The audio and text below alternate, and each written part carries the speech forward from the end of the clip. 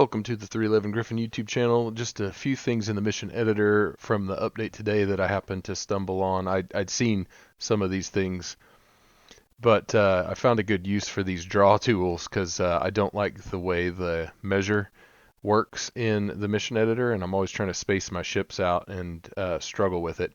But and it's really clunky the way it works.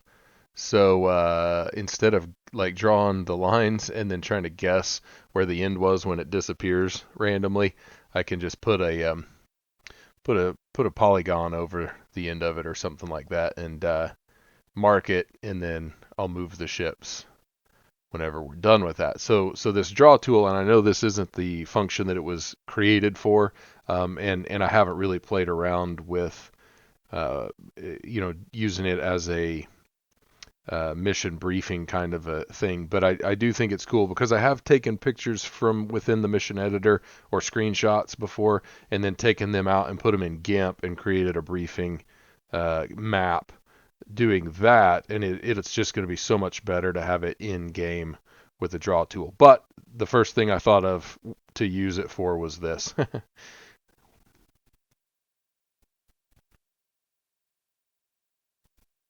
So now we have our square basically set up. It's not quite right. They're a little bit off, but I can just move the ships and put the circles in the center of the circles. Um, Basically like aiming a gun at a target. So, and then I can change those. I can just delete these polygons whenever I want, so they're not there on the map. But so pretty cool.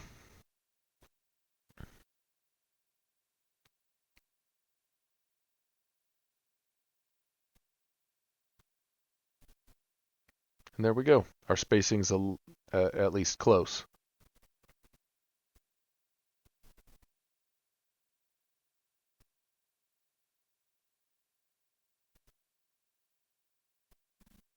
Okay, so one thing I noticed was these new. I wasn't expecting these. I hadn't read the full changelog, but I wasn't expecting these different colored um, deck equipment pieces. And I don't know enough about the authenticity of if these are newer and those are older. I think the yellow ones are older. Now I did have a crashed desktop, and then I deleted these off the Forestall, and it didn't crash.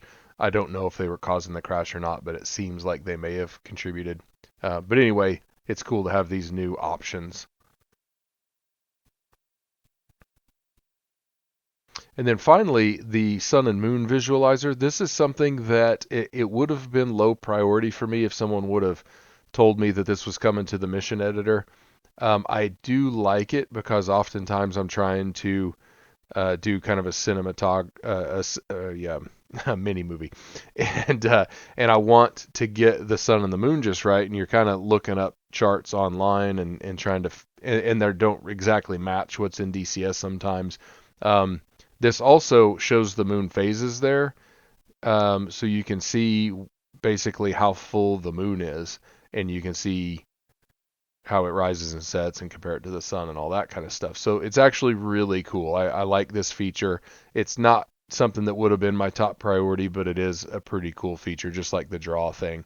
So anyway, that's it. Quick update on the things that I saw in the mission editor and what I think about them.